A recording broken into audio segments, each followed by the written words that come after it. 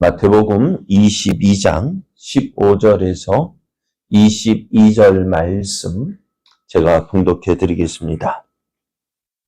이에 바리새인들이 가서 어떻게 하면 예수를 말의 올무에 걸리게 할까 상의하고 자기 제자들을 헤롯 당원들과 함께 예수께 보내어 말하되 선생님이여 우리가 아노니 당신은 참되시고 진리로 하나님의 도를 가르치시며 아무도 꺼리는 일이 없으시니 이는 사람을 외모로 보지 아니하심이니이다. 그러면 당신의 생각에는 어떠한지 우리에게 이루소서. 가이사에게 세금을 바치는 것이 옳으니까 옳지 아니하니까 하니 예수께서 그들의 악함을 아시고 이르시되 외식하는 자들아 어찌하여 나를 시험하느냐. 세금 낼 돈을 내게 보이라 하시니 데나리온 하나를 가져왔거늘 예수께서 말씀하시되 이 형상과 이 글이 누구의 것이냐. 이르되 가이사의 것이니이다. 이에 이르시되 그런즉 가이사의 것은 가이사에게 하나님의 것은 하나님께 바치라 하시니 그들이 이 말씀을 듣고 놀랍게 여겨 예수를 떠나가니라. 아멘. 할렐루야. 우리를 사랑하시는 하나님의 은혜 안에서 새날이 시작이 되었습니다. 오늘도 변함없이 우리를 사랑하시는 하나님을 믿고 의지함으로 어제보다 더 큰 은혜의 날 되기를 예수님의 이름으로 축복합니다. 오늘 우리에게 주신 하나님 말씀을 통해서 가이사의 것은 가이사에게, 하나님의 것은 하나님에게, 이런 제목으로 하나님 말씀을 증거하겠습니다. 예수님께서 성전에서 장사하는 사람과 한전을 해주는 사람을 내쫓으셨습니다. 그리고 그 성전에서 사람들을 고쳐주고 또 사람들을 가르치셨습니다. 대제사장들과 백성의 장로들이 이런 예수님에게로 와서 내가 무슨 권위로 이런 일을 하느냐? 누가 이 권위를 주었느냐라고 물었습니다. 예수님은 저들의 질문에 답을 하는 조건으로 이것을 물었습니다. 세례 요한의 세례가 어디로부터 왔느냐? 하늘로부터냐?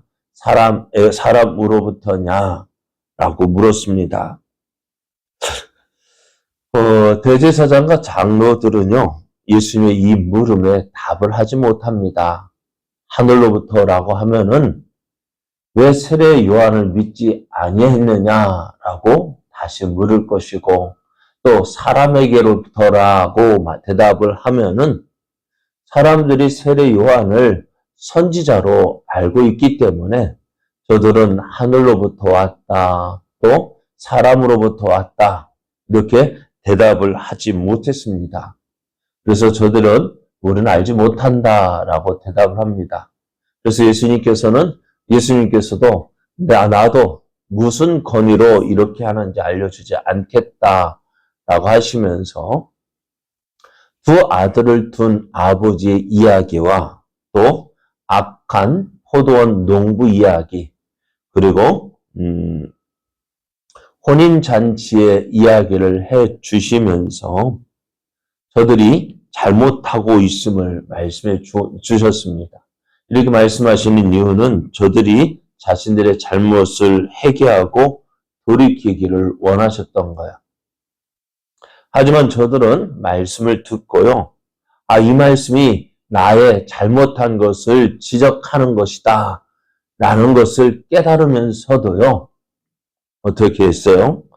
회개하기보다는 예수님을 대적하여 죽이려고 지금 인원하였습니다. 저들은 어떻게 하면 예수님을 말의 올무에 걸리게 할까 상의를 했습니다. 그리고 이들은 그 상의한 결과 예수님이 어떤 대답을 하든지 고소할 수 있는 그런 함정이 있는 질문을 만들었습니다. 이들은 예수님에게 사람을 보냈습니다. 먼저 이들은 예수님을 선생이라 부르면서 예수님을 참되고 하나님의 도를 가르치며 아무도 꺼리는 일이 없다라고 하며 예수님을 높입니다. 예수님을 높인 후에 저들은 예수님을 함정에 빠뜨릴 질문을 합니다. 당시 이것이요, 사람들의 대화법이었어요. 자신들의 대적, 자신을 반대하는 사람들에게 이렇게 아주 높이 인정하고 높여준 후에 대답할 수 없는 질문을 해서 저를 공격하기도 했습니다. 그래서 우리가 이야기할 때도요, 상대방이 까닭 없이 높여주면은요, 조심해야 돼요. 왜 높여주겠습니까? 이유 없이 높여주고, 내가 이런 사람이네 교만해지면은요, 결국 그것 때문에 더 올라갔다 그 자리에서 넘어지면 별로 덜 아픈데, 위에 하늘로 올라갔다 떨어지면 얼마나 더 아프겠어요. 자, 오늘 저들이 예수님께 묻는 질문 이것입니다. 당신의 생각에는 어떠한지 우리에게 이르소서. 가이사에게 세금을 바치는 것이 옳으니까 옳지 아니하니까. 당시 이스라엘 유대인들 간에는요, 로마에 세금을 내는 것이 옳은지 옳지 아니한지 되면은 뜨거운 감자였습니다. 그래서 이 중심에는 헤롯 당원과 오늘 바리새인이 있었는데요. 헤롯 당원들은요, 이스라엘에서 자신들의 권력을 계속 유지하기 위해서는 로마에 세금 내는 것이 옳다라고 찬성을 했습니다. 한편 바리새파는요, 하나님의 선민인 유대인이 이방의 왕에게 세금을 낸다는 것은 있을 수 없는 일이라고 생각을 했습니다. 왜냐하면 세금을 낸다는 것은 가이사의 주권을 인정하는 것이고 또 가이사를 하나님과 동일한 위치에 두는 것이라고 생각을 했기 때문입니다. 그래서 예수님께 이 질문에 예수님께서 어떤 대답을 하든지 올무에 빠질 수밖에 없었어요. 만약에 세금을 내지 않아야 된다라고 한다면은 헤롯 당원들은요, 곧바로 로마 황제에 대한 반란죄로 고발할 수 있고 또 세금을 내야 한다라고 하면은요, 예수님을 따르던 유대인들에게 선지자로서의 지지를 더 이상 받을 수 없었기 때문입니다. 그럼 어떻게 될까요? 이런 대답 어떻게 해야 됩니까? 이러지도 못하고 저러지도 못하고. 그러니까 예수님은 이 질문 앞에서 꼼짝 없이 둘 중에 하나, 그리고 이들도 지혜롭게 불었어요. 예수님을 함정에 빠뜨리기 위해서 어떻게요? 옳으니까 옳지 아니하니까 둘 중에 하나를 답하라는 거예요. 어떻게 대답해야 될까요? 네? 여러분은 어떻게 대답하시렵니까? 나도 모르겠다. 저들이 말한 것처럼 대제사장과 장로들이 세례 요한의 질문 앞에 세례 요한의 세례가 누구로부터 왔느냐, 어디로부터 왔느냐, 하늘로부터냐, 사람으로부터냐 라고 할 때 저들이 답하지 못하니까 어떻게 모르겠다라고 말하는 것처럼 예수님도 나 모르겠다라고 답을 하면 어떨까요? 그건 역시 예수님이 지금까지 하나님의 나라 복음을 전했던 예수님이 말하지 못한 그것도 또 그렇게 할 수도 없는 것이었습니다. 그래서 예수님은 저들에게 이 질문을 하면 저들에게 그 이유를 아셨습니다. 오늘 18절 말씀에 보면은 예수께서 그들의 악함을 아셨다고 말씀하셔요. 저들이 왜 이런 질문을 하는지 그 의도를 아셨어요. 그러면서 예수님께서 외식하는 자들아 어찌하여 나를 시험하느냐라고 대답을 하십니다. 예수님께서요, 저들이 왜 이런 질문을 했는지 알고 계셨던 거예요. 그래서 예수님은 질문을 답하시면서 어떻게 세금 내는 돈을 가져와 보라 하셨어요. 당시에 사람들이 쓰는 그 화폐는요, 데나리온이었습니다. 데나리온 동전을 보면은요, 거기에는 그래서 어때요? 데나리온을 가져왔는데 그 데나리온 동전에는요, 당시의 황제인 티베리우스 케사르가 새겨져 있었습니다. 그 예수님은 이 형상과 이 글이 누구의 것이냐라고 물었습니다. 사람들은 그 동전에 새겨진 황제의 모습 티베리우스 케사르, 그러니까 가이사의 얼굴과 가이사의 글이 쓰여 있기에 이것은 가이사의 것입니다라고 대답을 합니다. 그래서 예수님은 이 대답을 근거로 해서 저들에게 답을 해 주십니다. 뭐라고 답을 해 주셨느냐? 그런즉 가이사의 것은 가이사에게, 하나님의 것은 하나님께 바치라 합니다. 예수님은 둘 중에 하나의 답을 요구하는 저들의 계략을 뛰어넘는 답을 하셨습니다. 예수님께서 오늘 하신 이 대답, 어떻게 보면은 예수님을 시험하려는 바리새인과 헤롯 당원들의 그 질문에 대한 답이지만은 어떻게 보면 예수님의 이 대답은요, 국가와 하나님에 대한 성도의 바른 태도를 말씀해 주고 있습니다. 성도는 이 땅에 살고 있습니다. 이 땅에 살고 있기 때문에 어떻게 보면 이 땅의 국가와 질서에 대한 의무를 충실하게 수행을 해야 합니다. 나는 하나님 믿으니까, 나는 천국 백성이니까 이 나라에서 내 마음대로 살아도 된다? 그렇지 않습니다. 이 땅에 살고 있기 때문에요, 이 땅의 법도 지켜야 합니다. 교통법규도 잘 지켜야 되고요, 일반 법도 잘 지켜야 됩니다. 동시에 하나님에 대한 의무도 성실히 수행해야 합니다. 하나님의 율법, 하나님의 계명, 그것도요, 성실하게 지켜야 합니다. 그러기에 어떻게 보면은 성도의 삶이요, 힘들 수가 있어요. 왜? 이 땅에 살고 있기 때문에 이 땅의 법도 지켜야 되고, 또 하나님의 백성이기 때문에 하나님의 법을 지켜야 합니다.